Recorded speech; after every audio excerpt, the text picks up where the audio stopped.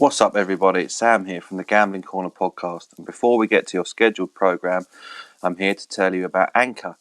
It's now easier than ever to start your own podcast. Their free app gives you everything you need to get your podcast off the ground. There's creation tools that allow you to record and edit your podcast from your phone or computer. And if you're worried about getting your podcast heard, don't worry.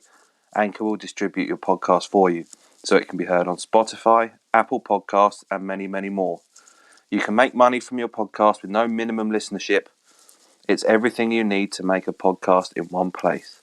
Download the free Anchor app or go to Anchor FM to get started.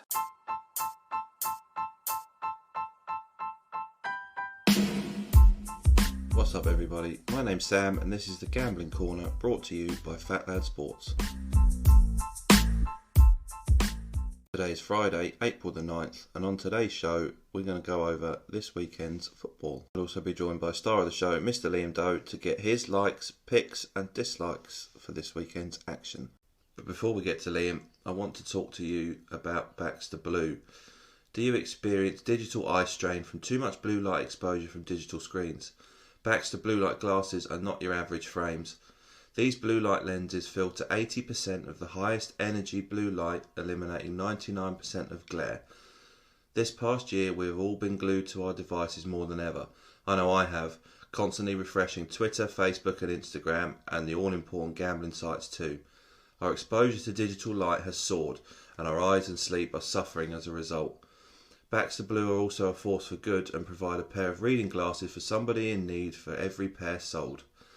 This is eyewear built for our digital age, and Baxter Blue is giving our listeners 10% off your next purchase of blue light, sleep or kids glasses. Click the link in our show description for your exclusive discount. This is the sign you've been waiting for to invest in blue light glasses. We know you'll love your Baxters and we know you'll feel the difference. Alright, let's get him on. Here is Liam Doe.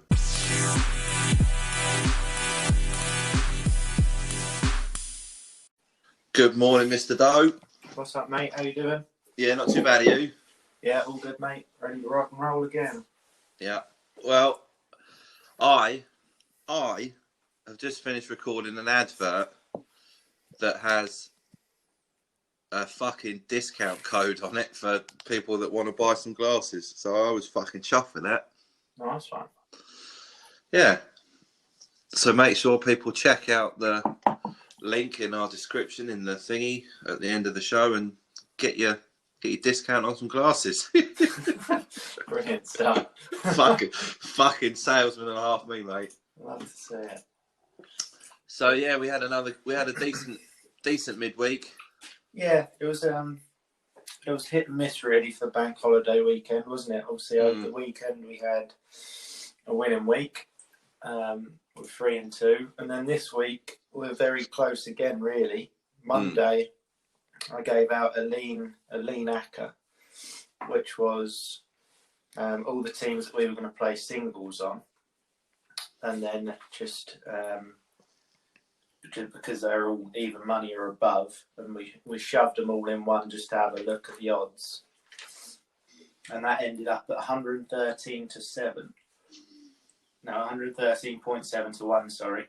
And all but Cardiff came in for us. So we were very, very close to a big ACCA landing as well. But if you played all those as singles, you've obviously gone 7-1.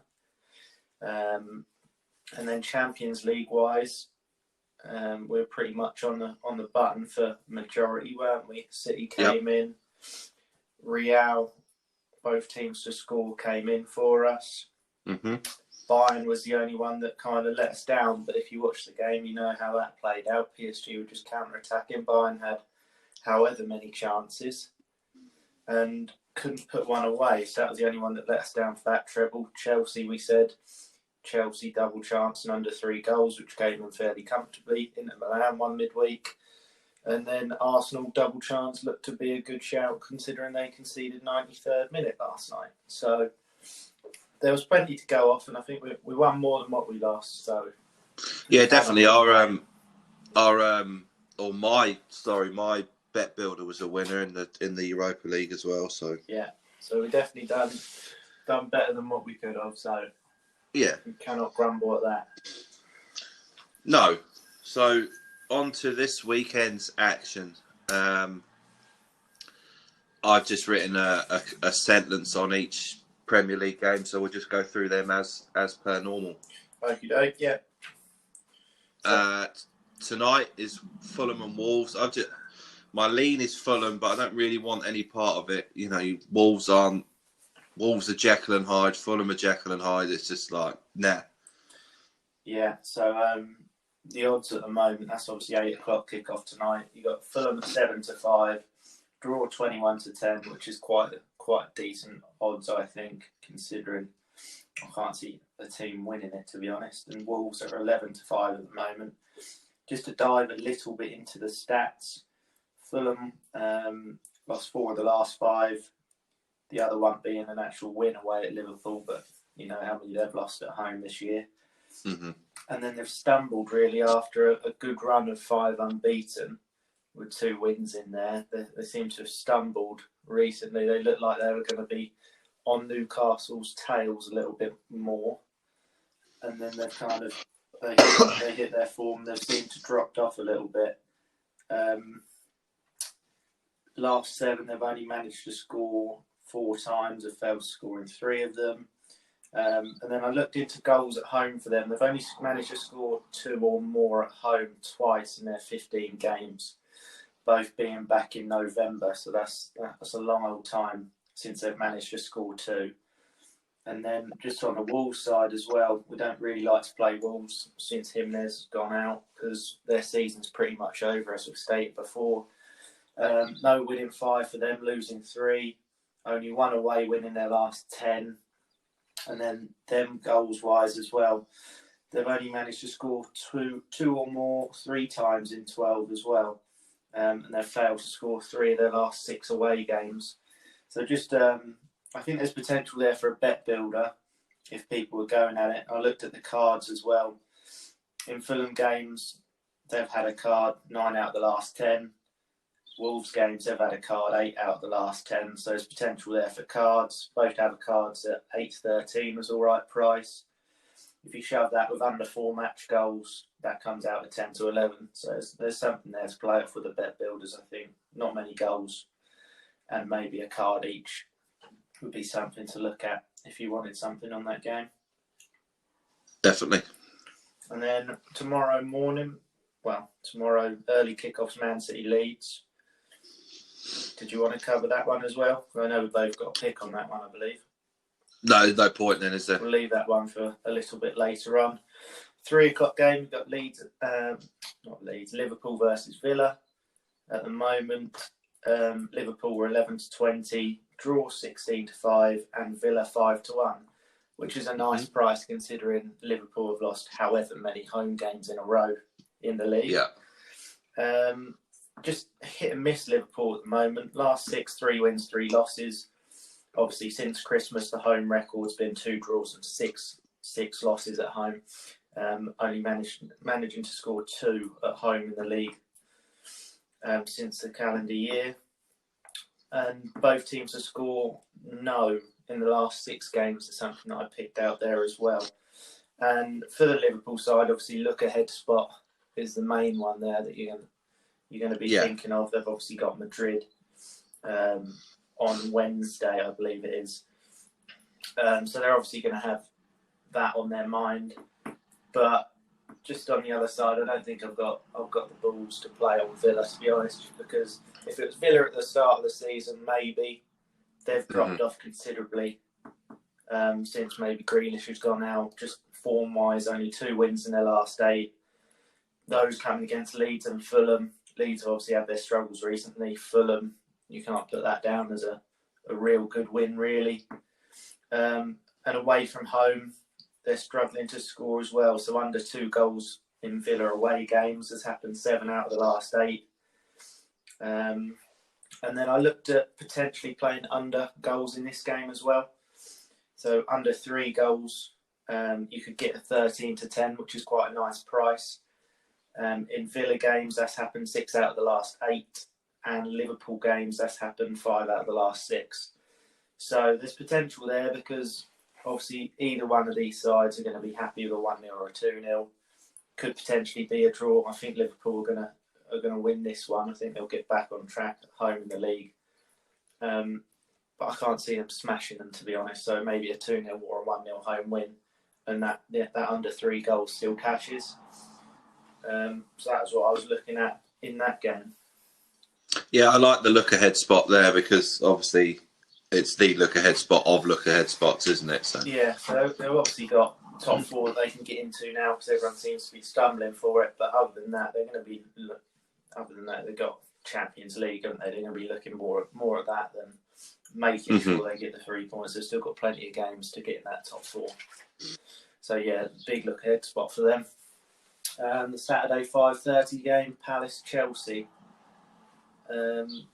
Palace at the moment 6-1, draws 14-5, and Chelsea 11-20. I think it's hard to look away from a Chelsea win, to be honest. And I was looking at Chelsea win to 0 as well, to be fair, 7-5. I know we've just said about Liverpool look ahead spot, but when you've won 2-0 away at Porto in the Champions League, you're not going to be looking ahead too much compared to when you've lost 3-1 away from home, are you really? No, I agree. It was another clean sheet for Chelsea. Obviously, you take the West Brom game out of the count, I'd say. I wouldn't be looking into that too much, like we said last week before the Porto game. You occasionally get one of those games and everything seemed to go against them. They obviously had the red card first half, etc. We don't need to go into it too much. You've probably seen the game. West Brom played really well. But yeah, 11 out of 14 Tuchel games have been clean sheets. And then from the Palace side, don't fancy them too much at all. Last 8, 2 wins, 3 draws, 3 losses. Failed to score in 3 of their last 4 at home. And the goal they scored one against West Brom in a 1-0 home win. So make that what you will. I thought Chelsea to win to 0 at 7-5 was quite a nice price. Definitely. Yeah, I would agree with that as well. And then we go on to Super Sunday, some would say. Yeah, there's a couple of decent games on Sunday, isn't there, really? Yeah. So Burnley Newcastle, I'll let you touch on it. Well, my lean, I fancy us for a point at least on Sunday with St Maximin being back and the possibility that Callum Wilson will be back as well on Sunday. So I liked us for a point. I saw yesterday, you could get, was it 8-13, I believe, on the double chance? On Newcastle double chance. Yeah, Newcastle double chance. Yeah. It all hinges on whether Callum Wilson is back for me. Yeah. And if they play like they did against Spurs on Sunday, I fancy him for a point. So that was all. Thank really. God they scored basically for us on that Sunday as well, because Spurs didn't look like scoring 2 at all before that. No, unfortunately for me, that seemed to wake Spurs up a little, didn't it? But for betting wise, that was perfect. Yeah, definitely. Just from my point of view on that one, from the outside looking in, I didn't know about obviously Wilson. I knew St Maximin was back and Almiron played quite well last week. So if they're back in the side, you probably look the other way with this one. But at the moment, I've got under 3 goals in the game, and then Burnley on the double chance. Just going off Newcastle's away record at the moment, and then obviously they haven't won in 7, losing 3 of those, and last 4 away games they've lost 3, drawn 1. So I was going off that, but obviously them last 4 away games you would have been missing the St Maximans, Wilsons. So maybe that'd be, like you said, one to look out for the team sheet before you play on it, because you could still get under 3 goals, and then the Newcastle double chance if you wanted to go that, and that'd probably be just over even money. Just from the Burnley side, they've actually only managed 1 win in 7, but they tend to just draw a lot. They've drawn 4 of them 7 games. Last 5 at home, 4 of them have been 1-1 draws, and the other was a 0-0 draw. So a draw just in general at 2-1 is not a bad price, but I can't see too many goals. So maybe under 3, under 4, and depending on the side, decide whether you want to go on the Burnley side or the Newcastle side. If the big boys are back for Newcastle, I'd probably go with them, like Sam said. But that's what I'd be looking at. I can't see too many goals. No, I agree with your reasoning. I think, as we've been so negative about Newcastle for the last however many weeks that we've been doing this, I agree that your first look should be Burnley, but it was a little bit of an encouraging sign on Sunday, followed by the fact that Alan Saint-Maximin got minutes under his belt, and then the possibility that Callum Wilson will be back this week. So yeah, I totally agree with your first look being Burnley, but my one piece of advice would be, as you said, wait until the team sheet is announced. Yeah, they're a different side with Wilson, and then as well as the background, they're important players. So if they're there, they're so much better, like a new team. So yeah, definitely look out for the starting 11 on that one. Next game, West Ham Leicester, which is set up to be a good game. That's 2:05 at the moment, which was quite surprising. I thought West Ham 2-1. The draw's 23-10 and Leicester 7-5. So whatever side you like, there's a lot of value there. Going into it, I was thinking, West Ham, and then you look at Leicester's away form, and it's actually been very good. So I can see why West Ham are 2-1 at the moment. Because at the moment, going into it, I was thinking West Ham probably slight favourites, but they've got Leicester down as slight favourites. I think that's due to their away form. But West Ham-wise, last 7, 4 wins, 1 draw and 2 losses. The 2 losses being away at United and away at City. So 2 tough games. Unbeaten in their last 5 at home. And they've actually scored in all their home games except for Newcastle on the first day of the season. And then on the Leicester side, they've won 3 out of their last 4, the loss being against Manchester City at home. Unbeaten in their last 10 away. And they've scored in 9 of those 10 games, the odd exception being the City game. So both teams to score, I was looking at 3-4. I thought that was quite a good price, considering West Ham always tend to score at home, Newcastle first day being the exception, and Leicester seem to score no matter what, really. So I thought both teams to score at 3-4 would be something I'd look at if I was going for it. There's obviously value on both sides. I don't think I have too much of a lean either way. I was thinking West Ham before going into it, but just looking into Leicester's away form put me off that a little bit, but just both teams to score for me there. Yeah, well, that was the thing. That was what I wrote down. Is my slight lean was towards West Ham, but I lent goals. Both teams to score over 2.5 goals. Very similar. Okie doke. Yeah. 4:30 on Sunday, we've got Spurs Man United. You got 19-10 Spurs, 12-5 on the draw, and 29-20 for Manchester United. Again, similar to the Chelsea one, look ahead spot maybe for Granada. I don't think so after a 2-0 away win. That should be fairly comfortable from then. So I don't think I'll be too worried about that. I know they're fairly comfortable top 4 now, aren't they? They'll be 9 points clear of Chelsea, played the same game. So you'd like to think they're going to be comfortable top 4. And just the away record for me speaks volumes. United away from home are very good. They're unbeaten this season away from home. 9 wins, 6 draws. And then on the Spurs side, they've only lost 1 of their last 6 in the league, winning 4, but a lot of those being against poorer sides. As we've said before, they tend to beat up on the poor side, and Harry Kane gets his brace, and Gareth Bale was scoring, wasn't he? And then I just looked into their 2021 record versus the 5 teams above them. So they've played 4 of them. Away from home, they lost 3-0 to City and they lost 2-1 to West Ham. And at home, they lost 3-1 to Liverpool and lost 1-0 to Chelsea. So they've played 4 out of the 5 sides above them, the odd exception being United. and they've lost every game so far. So that makes me like United even more on that side, considering their away form as well. So just something to look at there for me. Under 2 Spurs goals was 1-2. And if you put that with just a double chance on United, it jumps up to 7-10. So just under your even money there. And then you could potentially go one step further with the bet builder and go under 3 United goals. That's come in 8 out of their last 8 away games, so 8 in a row.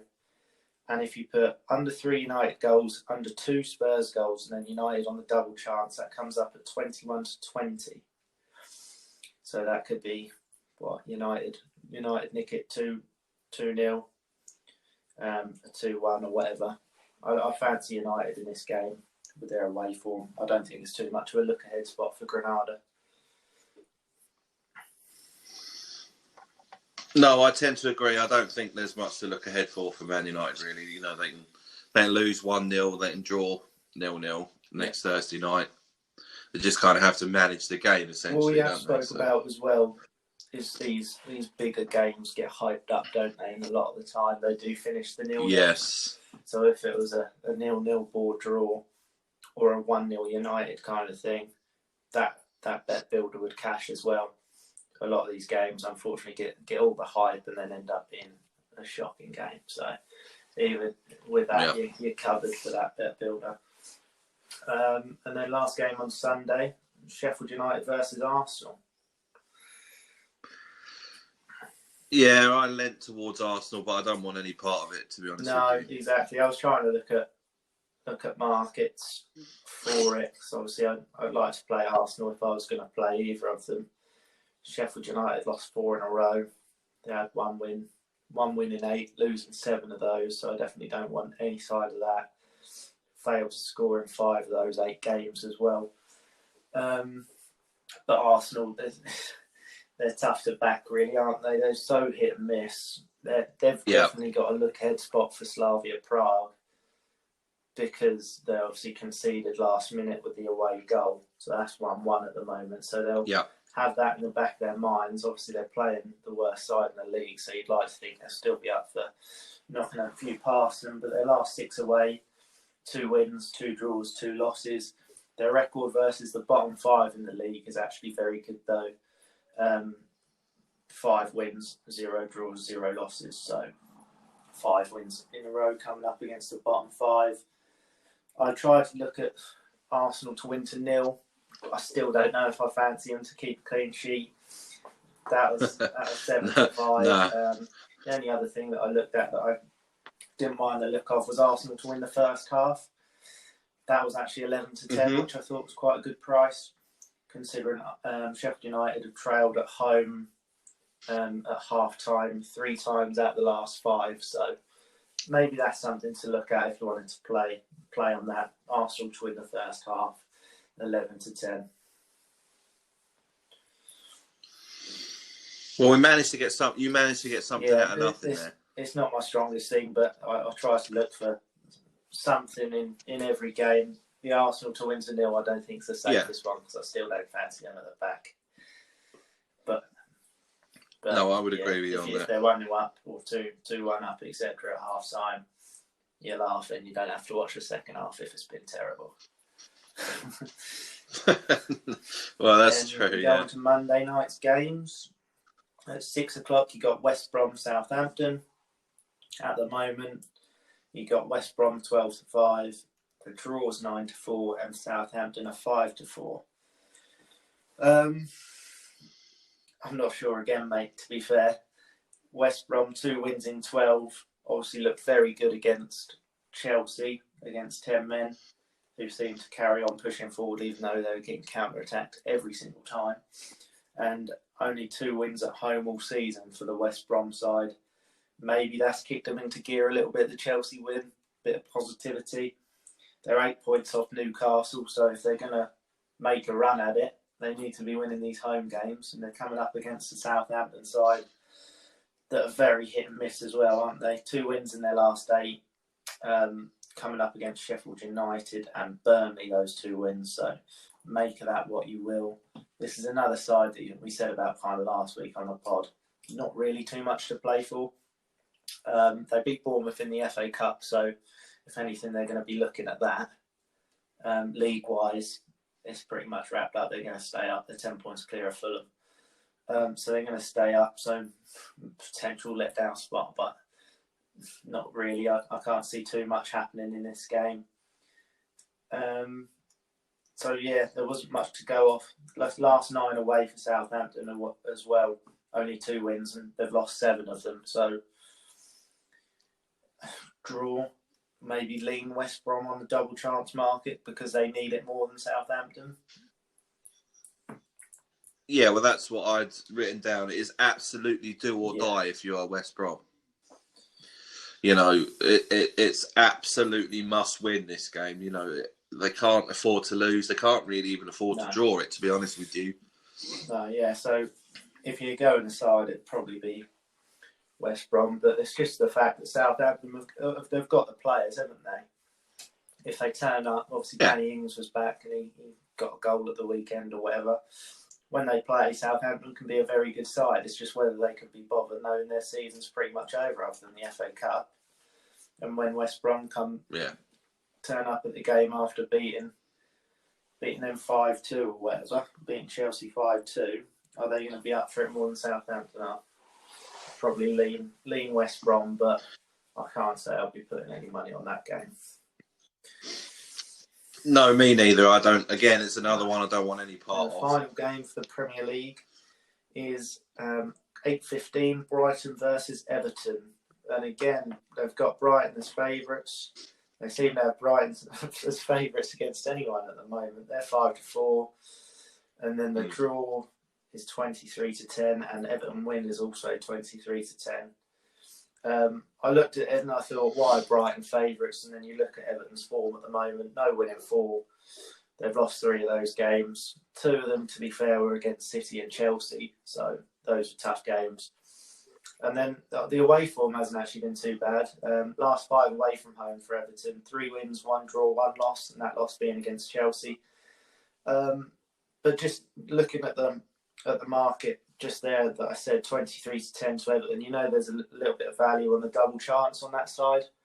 If it's ever over even money, that's just over 2-1 for Everton somehow. So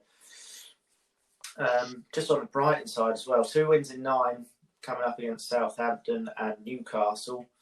Last 6 at home, been very hit and miss. 2 wins, 2 draws, 2 losses. And managed to score in 18 out of 11 of those games.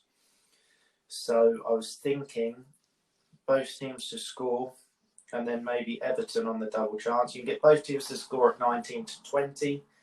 And if you shoved Everton double chance in there as well, that comes up at 9-5, which I didn't mind at that price. It's strange because obviously Brighton are all right side, aren't they? But it gets to a point where being an all right side, playing all right football, but still not getting results. When are the bookies going to kind of latch onto it a bit? I can't see why they're favourites again against a fairly decent Everton side. I know they haven't won in the last 4, but away from home, generally speaking, quite good. They've had a good season. If they win their game in hand, they're 1 point up or 2 points off the top 4, so they're not that far away.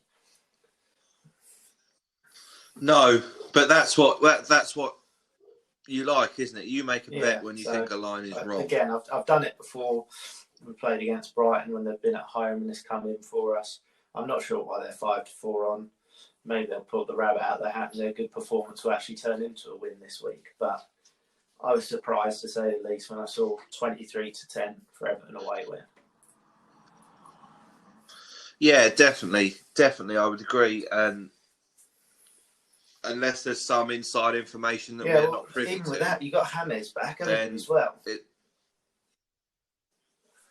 Is that after his realignment surgery? But, even with him back, that should be a line mover as well, just because they're so much better with him in the side. He creates so much for them.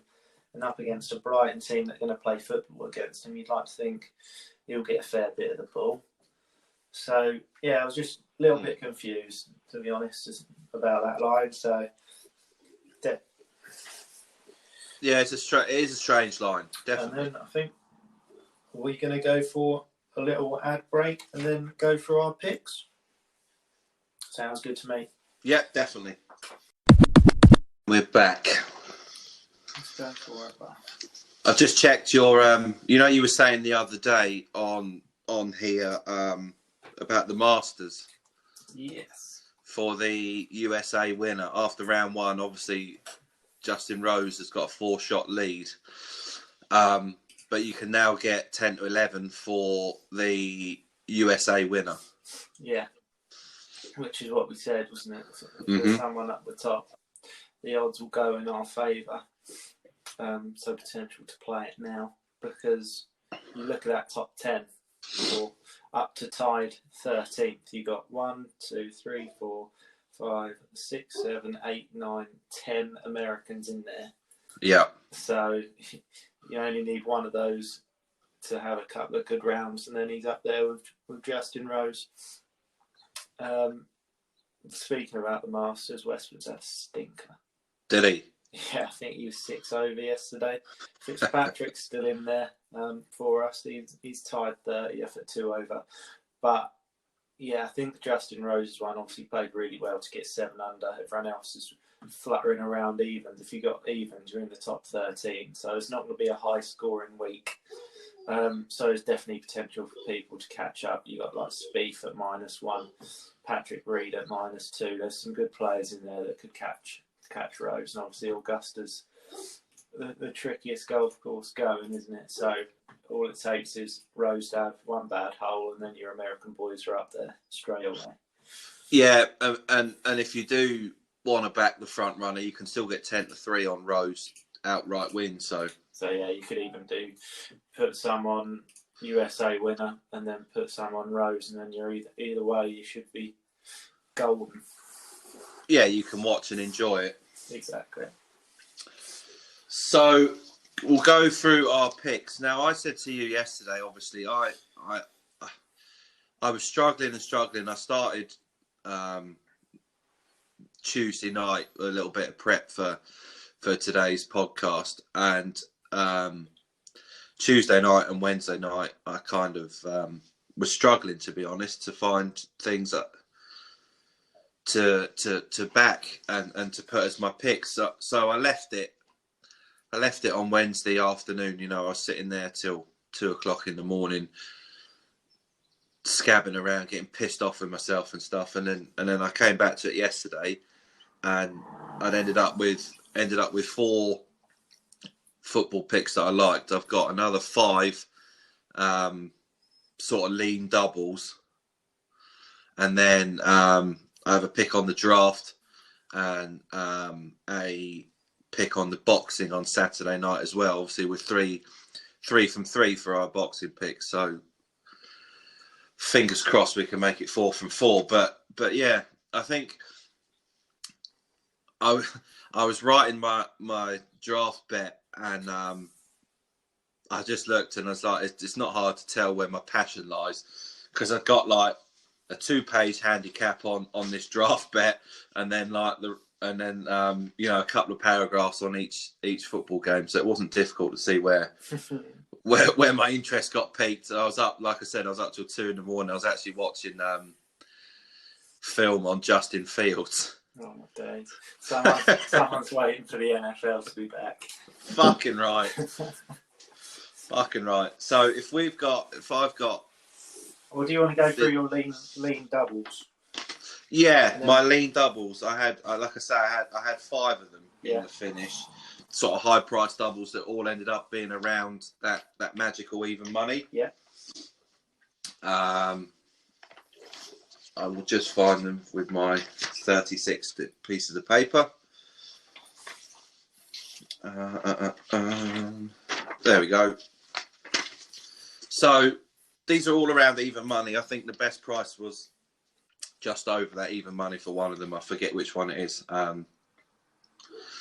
So yeah, we start off with Rangers and Sporting as a double. So Sporting are unbeaten in 11. Sorry, unbeaten in 14, winning 11. 8 points clear at the top of the Portuguese league. If you want to take it further, they've only been 3 over 2.5 goals in those games.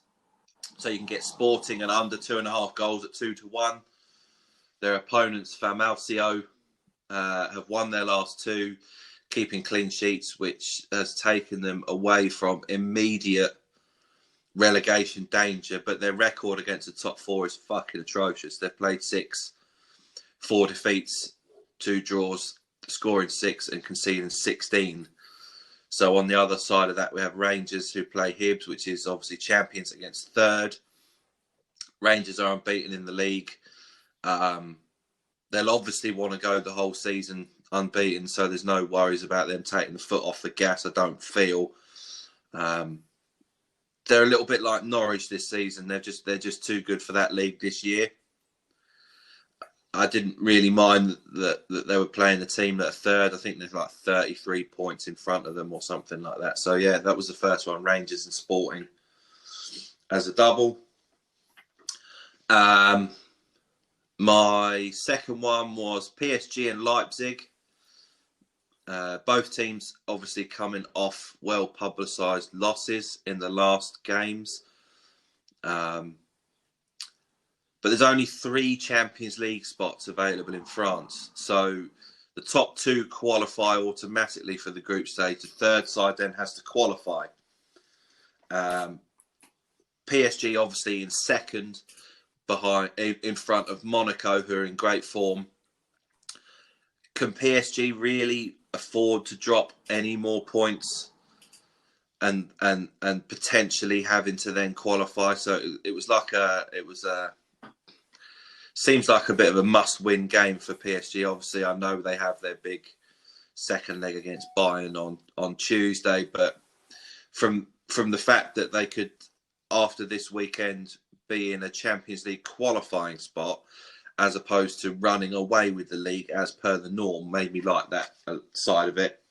And Leipzig, before losing to Bayern last week, had gone 10 games unbeaten, winning 9 of them and keeping 7 clean sheets. And they're playing 13th place Werder Bremen, who in their last 10 had only won 3, drawn 3 and lost 4. So that was why I liked that one. The next one was Besiktas and Monaco. Now you have to excuse my pronunciation of this team. Besiktas are away at relegation threat Ankara Gucu, I think is how you pronounce that name. Besiktas have lost 1 of 12. They beat Ankara Gucu 1-0 at home on Christmas Eve. Ankara Gucu have won 4 of 12, drawing 3 and losing 5. And Monaco are playing bottom of the table Dijon, who really ain't mustard. 2 wins all season and 20 defeats. And they've lost all 5 of their last 5. Monaco, the last 17 league games, have won 12 and drawn 3. They beat Dijon 1-0 in the reverse fixture. And then the next one is Benfica and Juventus. Benfica in third, playing 5th place Pacos Ferreira. 10 points in front and 5 straight league wins and 9 undefeated in the league for Benfica. I personally thought Benfica, just looking at it, should be a little bit longer in price. But then I looked at Pacos, who have won 5 of 10, losing 4 and drawing 1. And the reason I feel like they're not longer in price is because Pacos, in their last game, their top goal scorer and main striker was sent off. So obviously he'll be suspended. So that was why I like that one. Juve are essentially in a place, in a race to finish in the top 4, ensuring Champions League qualification. After they beat Napoli, they've now got a 3-point gap to Napoli in 5th. Are playing Genoa, who have won 3 of 10, drawn 5 and lost 2. Again, a little bit like the Benfica price. I think Juve should be a bit longer than 1 to 4. But I still like them to win. And then the last one was Bayern Munich and Porto. Porto play Tondela. Porto in the last 10, 4 draws, 4 wins. 4 draws, 6 wins. And Tonderlev 1-4, lost 5 and drawn 1 of the last 10. I like Porto to win that game. And the other side of it, I didn't write a handicap on that side of Bayern Munich for the double because I'd written about them in one of my picks. So those are my 5 lean doubles that were all around that magical even money mark. Nice. So if we go with your 5th weighted pick, because obviously now I only have 4. So if we go with your 5th, and we'll go from there. Okay. My 5th weighted pick is Ipswich Town to beat Milton Keynes Dons, which you can actually get at 11-8. So Ipswich, obviously 3 points off playoffs now. Got new owners in the week. Potential boost there, I was thinking. With a fresh face in charge of the club. And they've come in and said we hope to get promotion this season. Probably not, to be honest. I think it'll be next season. But if they're going to get in playoffs, it's going to be due to the home form. We're unbeaten at 7 at home, winning 4 of those games. And Milton Keynes Dons away from home. They beat Burton away in their last away game, and that stopped a 3 away game losing streak. So I like Ipswich at home. They've been good at home all season, really. Unbeaten at 7, winning the 4 games. I didn't mind them at 11-8, considering Milton Keynes is away form, and considering Ipswich are 3 points off playoffs. So if they don't win this one, it's getting to the point where it's too little, too late. So it is pretty much must win for Town. And that is my 5th weighted pick, mate. Okie dokie. So my number 4 pick then was Peterborough, which obviously when I did this they were 4-6, but you said to me the other day they've drifted to 8-13. So that's why that they were my least weighted pick, was just because of the odds. And they're playing, Peterborough are playing 20th place Swindon, who are only out of the relegation on goal difference. Their goal difference is the same as the team below them. It's just the fact that they've scored more goals. We know a lot of the Peterborough stuff. We've touched on them. They're 3 points off Hull with a game in hand, 2 points in a game more than Sunderland. This is more of a play on Swindon rather than Peterborough. As I said, Swindon are only out of the relegation due to the fact they've scored 45 goals. Since the turn of the year, Swindon, have played 18, won 6, drawn 2 and lost 10, which is obviously relegation form, as we know. So I took it a little further, and their record against the current top 4 teams, Hull, Peterborough, Sunderland and Portsmouth, is played 6, lost 6, scored 2, conceded 13. Obviously, again, it's a must-not-lose spot for Peterborough to keep their automatic promotion hopes alive. So, yeah, it was more Swindon's record against that top 4 sides that lent me towards playing on Peterborough. So that was my 4th weighted pick. Have the odds changed, do you know? Or should I just... At the moment. Yeah. They're still 8-13, are they? Yeah. So, 4th weighted pick for me is in the El Clasico on Saturday night at 8 o'clock. I'm going with Barcelona. So, my thinking was being Barca full focus is now on the league. Obviously, no Champions League. I think they might be in the cup final. What cup would it be? Copa del Rey, is it? Yes. Yeah. They're in the final of the Copa del Rey against Atletico. 17th of April, that one. So nothing to worry about this next week. Full focus is on this game. Full focus is on the league at the moment. being now 1 point behind Atletico and 2 points ahead of Real Madrid. Barcelona's form has been very good, unbeaten in 17, winning 14 of those, 5 straight wins in a row. And then obviously Real Madrid side, full focus, potentially not. I know it's an El Clasico, but they've got a very good chance going through to the semi-finals in the Champions League, which would be against Chelsea, by the way, which I think they'd fancy themselves against as well. Mm-hmm. So they've got a very good chance to get to the final of the Champions League. So I think potentially heads have turned and they'll be looking at that rather than this. Well, obviously it's a big game, being the El Clasico, but definitely a look-ahead spot for the Liverpool away game. League-wise, they're obviously very good, but I think the look-ahead spot is a big factor. And then just the back four as well. Looking at that, I'm guessing Varane's still out because he was COVID protocols. Yes, I think they said that, didn't they? Because of when it... You go.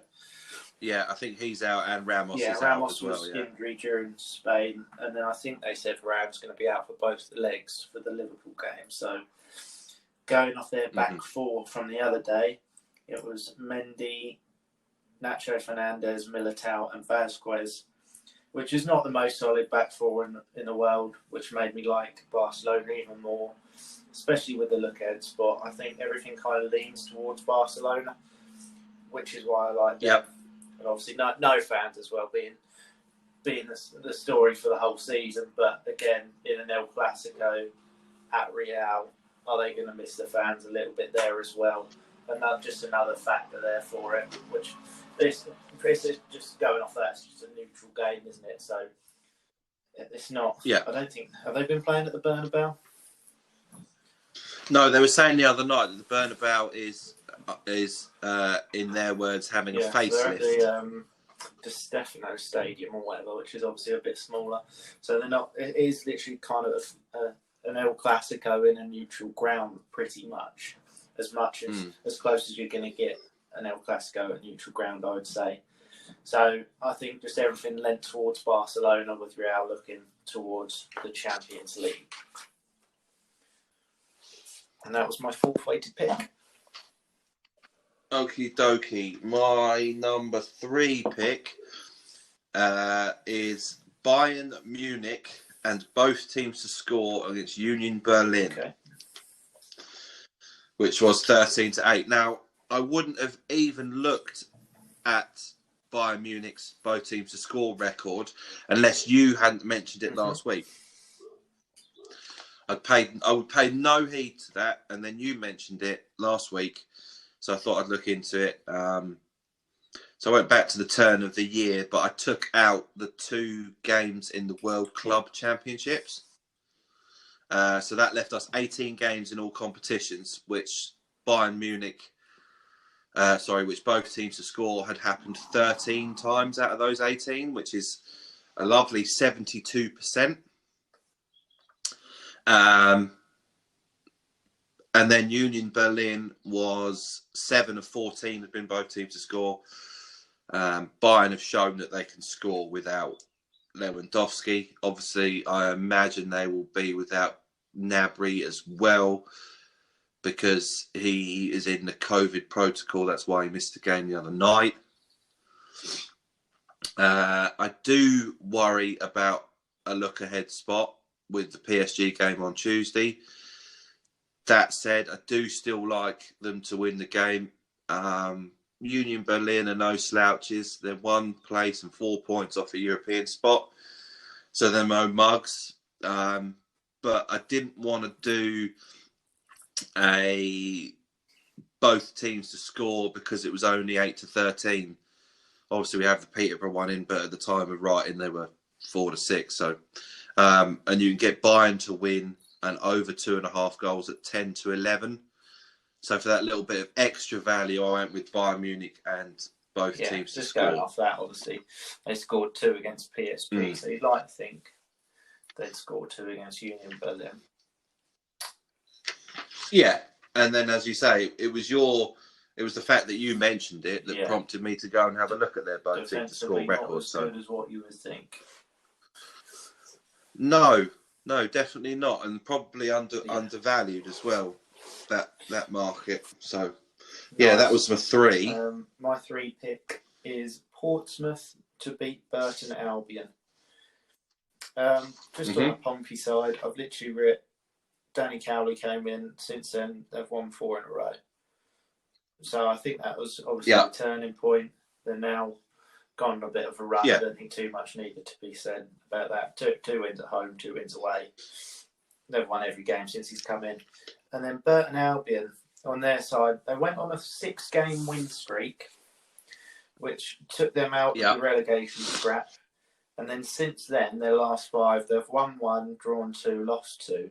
And the win came against Swindon at home, which is, like you've already said about Swindon, not the best win in the world, really. They've been struggling. So I wouldn't take too much into consideration about that. But it's just more of a fact that they went on that 6-game win streak. They've now lifted themselves from bottom of the league to comfortable kind of bottom half. So they're not really in the relegation scrap now. They should be fairly safe after that 6-game win streak. And then since then, I think they've realised that, because it's certainly dropped off, to say the least.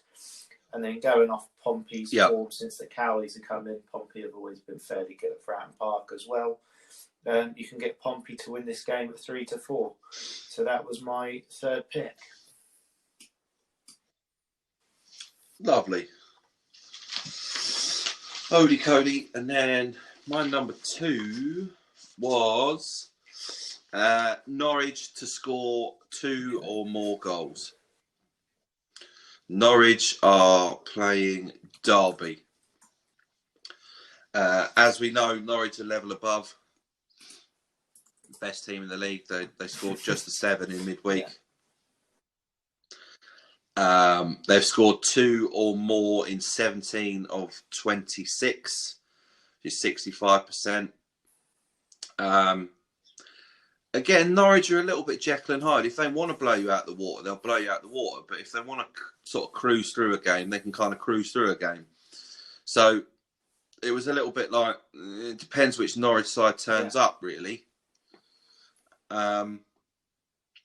Derby, on the other hand, 9 wins, 11 losses, and 3 draws. Again, you know, a little bit hit and miss. I like the Norwich factor in that, as in they don't need to win the game; they need to score twice. I could comfortably see them scoring 1, and then you only need another one. The Derby, it was more a play on Norwich turning up rather than anything on Derby. So I do like Norwich to score twice in the game, I must admit, especially being at home. Add to that factor as well. They could actually go up this week. So I'm just looking at the table now, and if my maths hasn't deceived me, if Brentford were to lose this weekend and Norwich win their game, they would be promoted.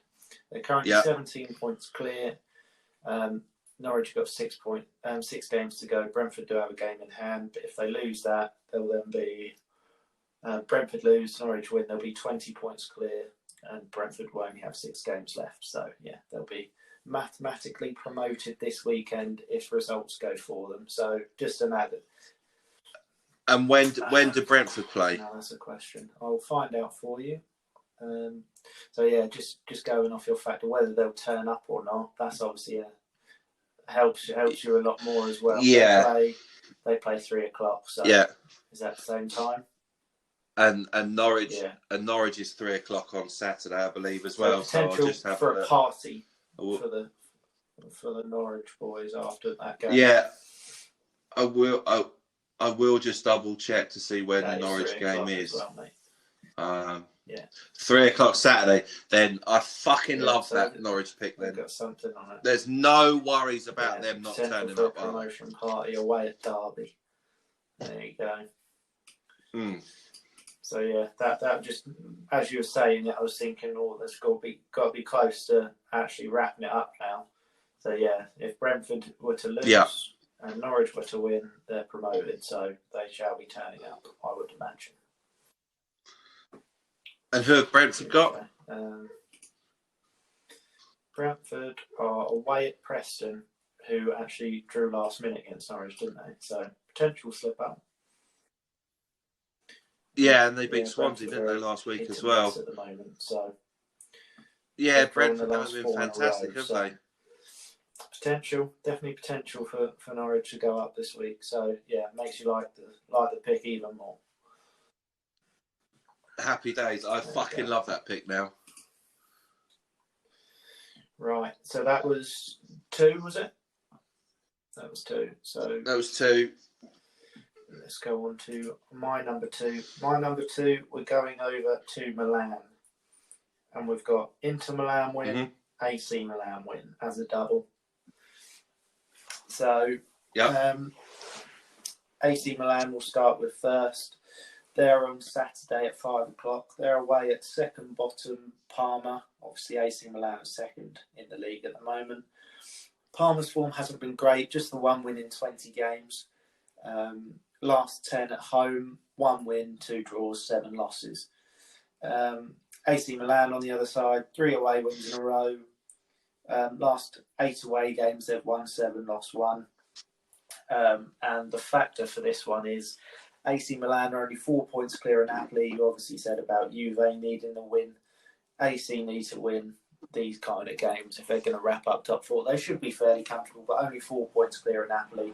They don't want to be going through the qualification stages. They're playing second bottom away from home. They're good away from home anyway, and Parma are not good enough for the league, really. So AC Milan away win there.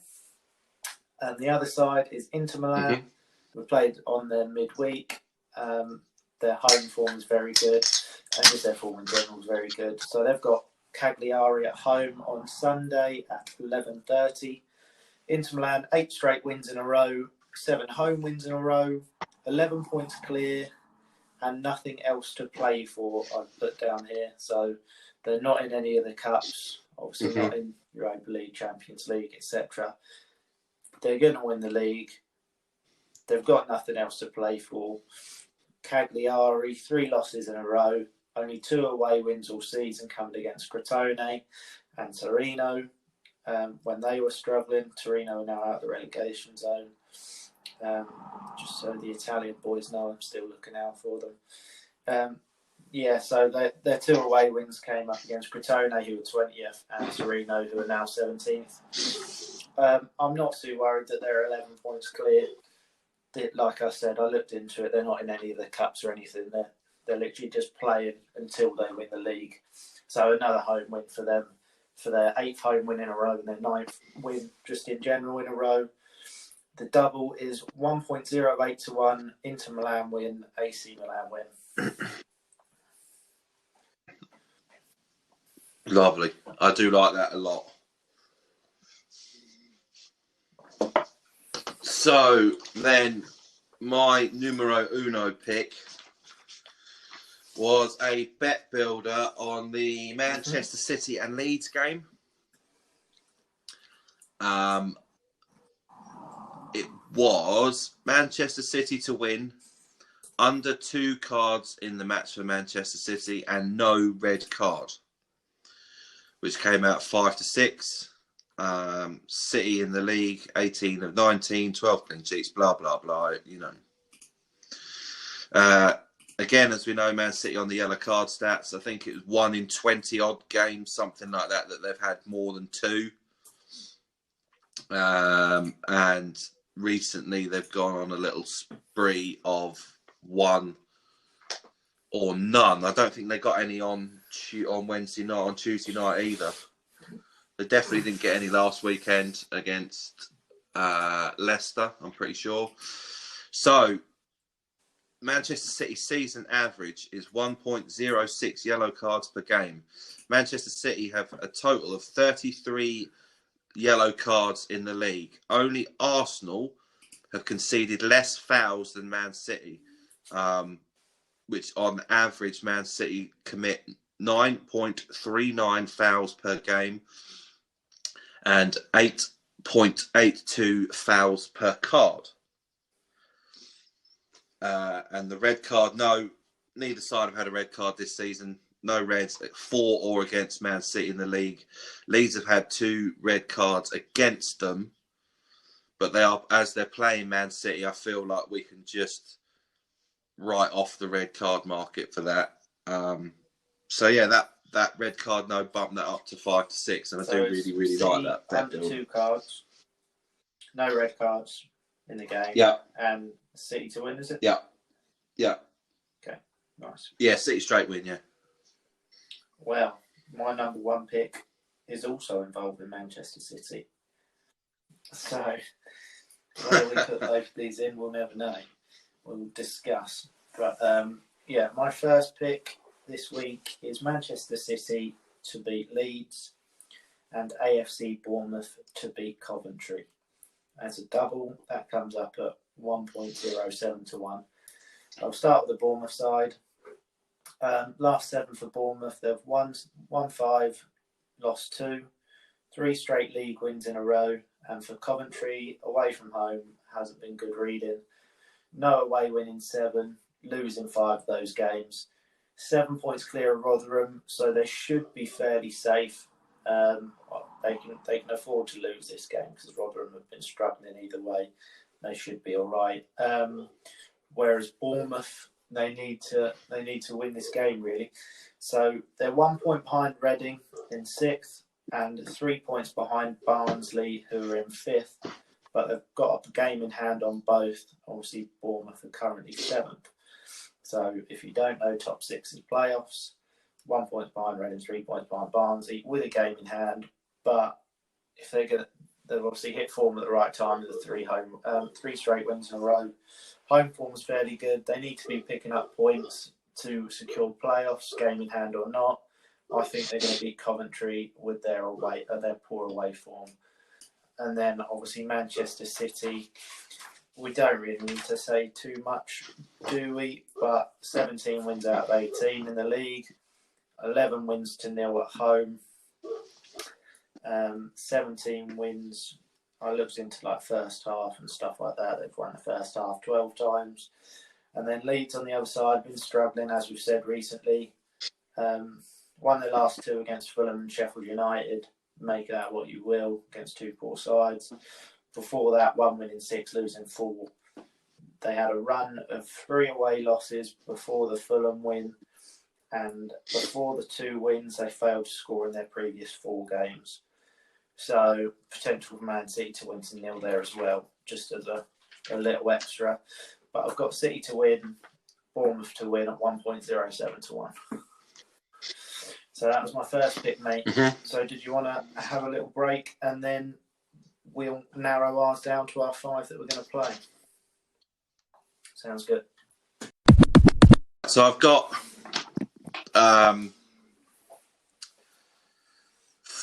4, I think. I think I found a way where everyone can be happy. Okay. So I'll discuss it with you. So both our 2 picks, I think, go in straight away. The number 2s, which were Norwich. Yours Norwich 2 or more. Yeah. And mine is Inter and AC. Yeah, well, that was 2 I'd written down, yeah. Yeah, so if we put them 2 in, then obviously we've stated previously we're not going to have 2 that overlap, just in case. So obviously both our first picks overlap. So I found a way that we can make it work. So we put in your number 1 pick. Mm-hmm. And then as my number 1 pick was previously Man City and Bournemouth to win, I'm going to take out that Manchester City side, and I've managed to find one that we can go Bournemouth win still, so that doesn't change. Yep. And then you put that with a Barcelona double chance. Okie doke. Which was Barcelona straight win was my number 4 pick. Yeah. But if you put double chance Barcelona with AFC Bournemouth to win, that comes up at 1.26 to 1. Okie dokie. So I think that ties in quite well. We can still have your number 1 pick and you can have half of my number 1 pick still in there. Yeah, I like that. Yeah, so then that's 4 down already. Bournemouth. Barca double chance. Norwich. So what have we got? We've got Man City bet builder, Norwich and Barcelona double chance. Norwich 2+. I liked the Portsmouth handicap. Yeah, so at the moment, we've got 4 down. We've got Inter AC. Oh, yes. Inter AC, we've got Bournemouth, Barcelona, double chance, and then Norwich 2 goals and your City bet builder. So we're only after one more pick. So I think for me, it's between Portsmouth to win, Peterborough to win, or the Bayern, both teams to score and win. I'd probably, just as a safety bracket, I'd probably say go between Peterborough and Pompey, just because then it's just straight result and you don't have to worry too much about the both teams to score. Yeah, I would agree. I still like the pick, but just as a little bit of a more kind of safety bracket, if we just go for either Peterborough or Portsmouth. So it's just deciding which one out of those two, to be honest, mate. Well, I liked your Portsmouth pick with them changing the manager, and it seemed to spark them a little bit. Mm-hmm.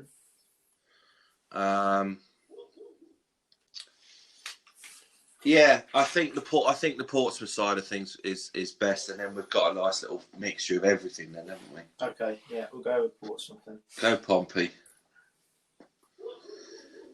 So yeah, those our 5 picks there are the Manchester City bet builder, which was Manchester City to win, under 2 City cards and no red card. Then we have Bournemouth to win and Barcelona double chance, Norwich to score 2 or more goals, Inter and AC Milan both to win, and Portsmouth to win. I like those. There we go. That's our 5 for the football. Yeah, and then we have a pick on the boxing on Saturday night. Conor Benn is fighting Samuel Vargas in the main event. Saturday night. Find my piece of paper with that on. Right. So as I said earlier on, we're 3-0 on boxing picks. The main event Saturday night's Matchroom Cup. Matchroom card sees Conor Benn face Samuel Vargas. Benn is 17-0 with 11 knockouts. Excuse me. He's been managed very, very well and sort of built up slowly but surely, stepping up in class on fights. Samuel Vargas is a big step up for Conor Benn. He's 31-6 with 14 knockouts. His 6 losses have been to Virgil Ortiz, Luis Calazo, Amir Khan, Danny Garcia, Errol Spence, and Pablo Munguia. So they're all top high-level fighters. It's a bit of a prove-it fight for Conor Benn, and there's plenty of domestic and international fights to make off the back of this if he wins and wins well. If he wins but doesn't win well, then maybe they get pushed back towards the end of the year. You know, you got the likes of Ben and Josh Kelly. Conor Benn said he would like to fight Amir Khan. So he needs to win and needs to win well. It'll be a real statement win if Ben wins, and especially if he wins by stoppage, which I think he will. Ben is a real sort of he's a predatory finisher. If he spots any chink or any moment of weakness, then he'll pounce on that, and that's why he's such an entertaining fighter. But obviously, you can't discredit Vargas, tough South American fighter. So I do like Ben to win, and I feel like he would need to win by stoppage for these fights to then get really set up for an exciting back end of the year for him. So that was my pick. Conor Benn to win by stoppage, which is 8-11 or 4-6 most places. So just under even money, but Ben being 1-14, 1-16 just to win the fight obviously offers absolutely zero value. I think he'll want to get him out of there, but you can also get 6-4 on the points. But my personal pick would be for Ben to stop him. So yeah, that was my pick on that one. Nice. And my other pick was Trey Lance to go to the Denver Broncos in the NFL draft, which is 5-1. So it's a bit of a free roll, this one. Obviously, we know Trevor Lawrence is going number 1 to the Jags. That's done, set. It looks very likely that our pick on Zach Wilson to go number 2 to the Jets is also dead on. They took that off the board, obviously, with the Sam Darnold trade the other day, and now that pick, when we gave it out, was 5-6. Now, then for Zach Wilson to go to the Jets is now 1-6. The 49ers at 3 are obviously going to take a quarterback. It seems like the two front runners are Justin Fields and Mac Jones. Fields probably is the third best quarterback in the draft. But the reason they're saying about Mac Jones is because the only pro day that, the fuck is his name? The 49ers coach. Kingsbury? I'll get it out. Or is Kingsbury... Is it Sean King? I can't remember his name. Kyle Shanahan, sorry, not Cliff Kingsbury. Kingsbury's the Arizona coach. So, yeah, the only pro day that he's been to is Mac Jones's. Okay. And you can also still get plus money on either of those two quarterbacks to be drafted by the Niners. Lance is the quarterback from North Dakota State, which is Carson Wentz's old school. Currently, Atlanta has the number 4 pick, and my feeling is that they don't need a quarterback right now. So the 49ers draft Fields or Jones. And then what I think will happen is Atlanta will trade back to obviously still a first round pick. But when you go through the top 10 picks, Jaguars have got their quarterback of the future, obviously.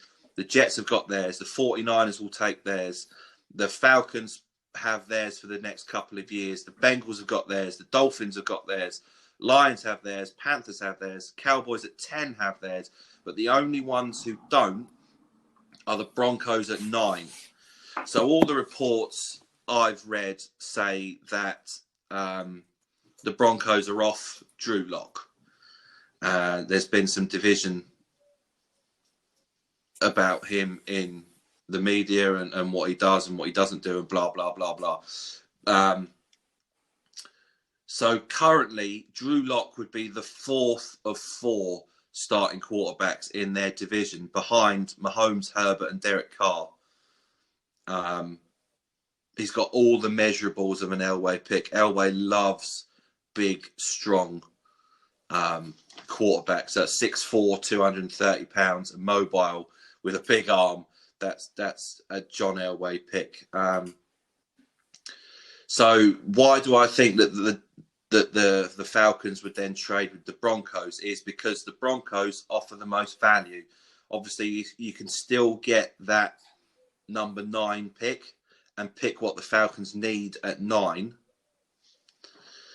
And all the reports, again, that I read are saying that the Falcons are taking calls about the 4th pick.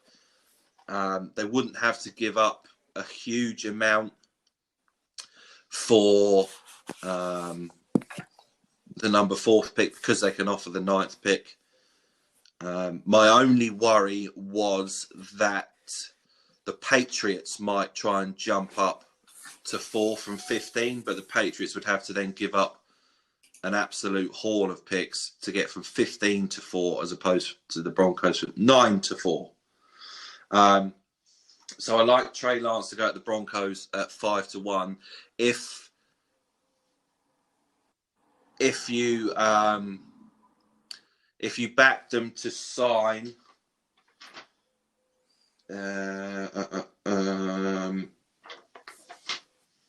Trey Lance, Justin Fields, and Mac Jones. If you bet on all three of them, you'd be up. So it's kind of a free roll. You know, it's a real free roll, presuming that this trade happens between Atlanta. I do like it an awful lot, and I think Lance would be the best fit for Denver. So that was my pick on that one. I don't know if you had any thoughts on that about backing all three of them, and then you've got 3 chances to win it. Blah blah blah. I don't know if you said about this before. I think you may have mentioned it last time we spoke NFL about the draft when you had your Zach Wilson worldy play. So at the moment, if we go through them, Lawrence is going at 1, Wilson's going at 2, and then obviously San Fran will probably get they will get a quarterback, whether it'll be Mac Jones, Justin Fields, or Trey Lance is the question, which may affect the Falcons, which then obviously will affect the Broncos, having whoever's left out of those 3. But at the moment, so obviously I've just gone through those 5. You can get 5 or more quarterbacks drafted in the first 10 at 5 to 6. Right. So just going off what you were saying there and what I'm currently looking at, first 3 picks are going to be quarterbacks. I still think Falcons will take a quarterback. Do you think Falcons will stay where they are? I'm not 100% sure. I don't tend to pay too much attention to the draft. I don't watch it every year. I watched it last year. That was because COVID was on. I had nothing else to do. I don't tend to watch it too much. But obviously, if the Patriots trade up to that 4th pick or whatever, they're still going to take a quarterback if they've traded up that high, aren't they? Yeah. So realistically, first 4 picks, Jags, Lawrence, quarterback, Jets getting a quarterback, San Fran getting a quarterback, and then whether it's Atlanta, Denver, or Patriots potentially, 4th pick is going to be a quarterback. So that's first 4, all quarterbacks. So then obviously Bengals 5th pick, they'll be going for either a wide receiver or, I don't know, defensive lineman, etc. Dolphins don't need a quarterback. They've got Tua. Then Broncos at 7, if they're still at 7, are going to go for a quarterback. And that's your 5 there already. So I'm just thinking as you're going through it there, and just me kind of glancing at it, at 5 to 6, I think 5 quarterbacks in the first 10 at 5 to 6 is a very good price, considering pretty much first 4 are guaranteed to be quarterbacks. And then depending who's at 7, at the moment it's Broncos, but they may trade up, etc. I think. Are the Broncos at 7? I said they're at 9. So if I've got that wrong, I apologise. I thought the Lions were at 7. I'm looking at a mock. They've traded up from the Lions. Oh, they traded up to 7 with the Lions. But either way, if they're at 9 or whatever, they're still in the top 10. So at the moment, just looking at that, I really like that 5 to 6, 5 quarterbacks to go in the top 10. So I might have a play on that, as well as your Trey Lance. Yeah, I like it was more of a hypothetical, because if the Falcons draft a quarterback, they're going to have to sit him for 2 years behind Matt Ryan. So is anyone going to want to sit? Do they need a quarterback right now? Do they not need a quarterback right now? That's what I sent you last night, wasn't it? Is it Colin Cowell? Yeah, that's what he was saying. He said that Trey Lance would be the best fit if there was going to be one of the 5 top big boys quarterbacks coming out of this draft. The only one he could see sitting for 2 years would be Trey Lance, which could be the only kind of potential stopper for your bet there. Yeah, but it's people. They always trade picks on the day, on the build up. They trade picks, so this is definitely not set in stone how these picks are going to work. As in the franchise. No, but it was more a play of going on the top 10 picks and who has and who hasn't got a quarterback for the next year at least. And the only ones who don't have their quarterback is the Broncos, so that was why I liked that more. For them to then trade up to 4, because what Atlanta needs necessarily right now isn't a QB.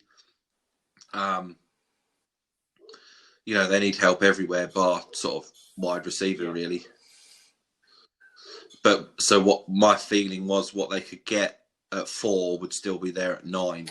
Yeah, that's fair enough. It's a sensible play, and at 5-1, you can't go too wrong anyway, can you? It's a little bit of an outsider. If it comes in, you're happy as Larry.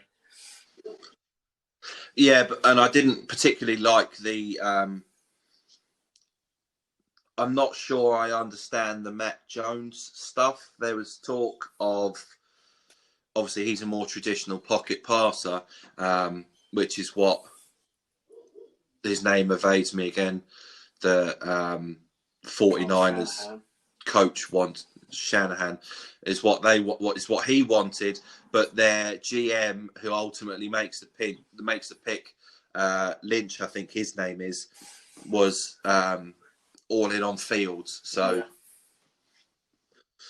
yeah, it'll be interesting, because I think that Atlanta will ultimately trade down, and hopefully for our sake, they trade down with the Broncos. Yeah, something to look forward to. Yeah, definitely. That was my pick on nice that. One, so yeah, I think that does. It's obviously the Grand National as well on Saturday. Yes, but we'll... Needle in a haystack, so I don't think we'll bother with that. You get a lot of kind of price boosts and stuff, but there's no point kind of trying to talk about that one too much. No, I wouldn't do it for anything other than a bit of fun, to be honest with you. Fair play, mate. That sounds good. All right, mate. Care. Good luck with That'll do your us, I think. All right, mate. Yeah, good luck. Thanks for watching. Bye.